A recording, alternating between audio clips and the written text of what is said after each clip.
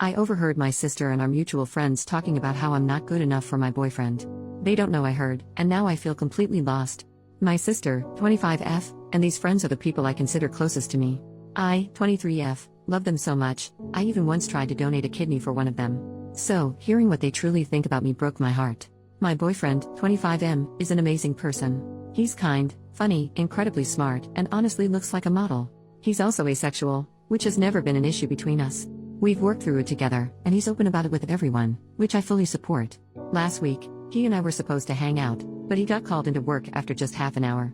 It didn't bother me much since I had a killer headache and ended up going home anyway.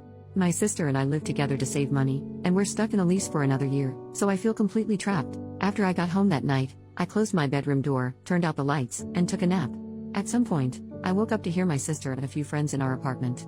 They were getting ready to go out clubbing, drinking a bit while waiting for everyone else to arrive. I didn't get up because, honestly, I didn't feel like putting pants on. Then, they started talking about me, and unfortunately curiosity got the better of me. They were saying how they couldn't believe I was dating my boyfriend, how he was too good for me, and how I was too ugly to be with someone like him. My sister chimed in, suggesting that his asexuality was just an excuse to avoid being intimate with me. Hearing that hurt so much because I've confided in her about my insecurities before. It got worse. They mocked my learning disability, using the R word, which I can barely stand to even think about.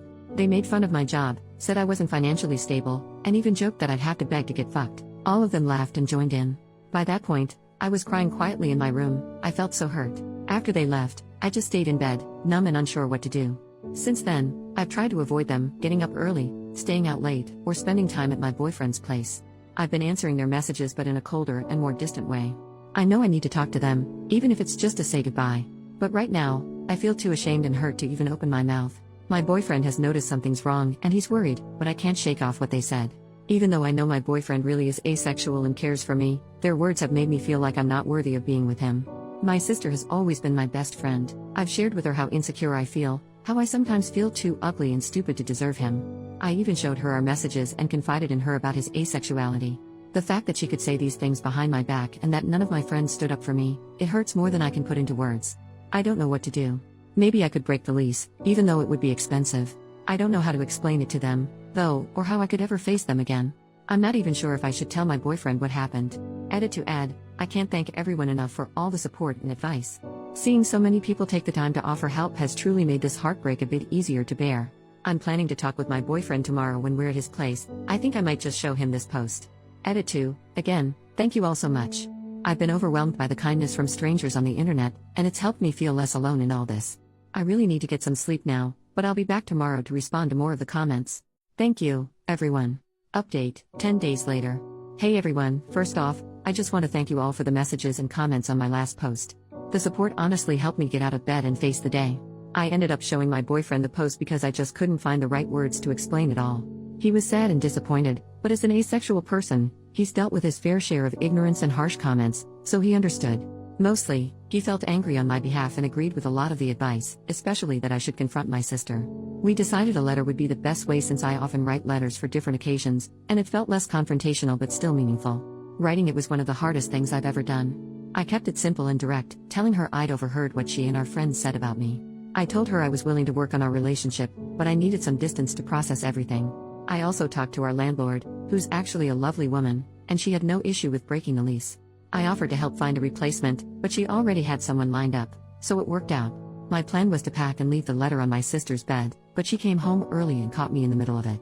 I decided to just go for it and told her outright that I'd overheard everything they said about me, that I wasn't good enough, the names they called me. At first, she tried to deny it, but I wasn't having any of that. Then she tried to downplay it, saying I was overreacting, but I just looked at her, not saying a word. Eventually, she apologized and started crying, and for a moment I thought we might actually work things out. But then she shifted, making it all about her. Here were her main points. I just can't understand how hard it is to be pretty, no joke. I don't get how she feels because I'm used to not being the best. It's not fair that I get to date a gorgeous guy who's out of my league while she's single. She feels embarrassed when we go out, and people assume my boyfriend is hers, not mine. She knows asexuality isn't real and thinks we're just doing this for attention. I just froze. I wish I had something to say, but I was too stunned to speak.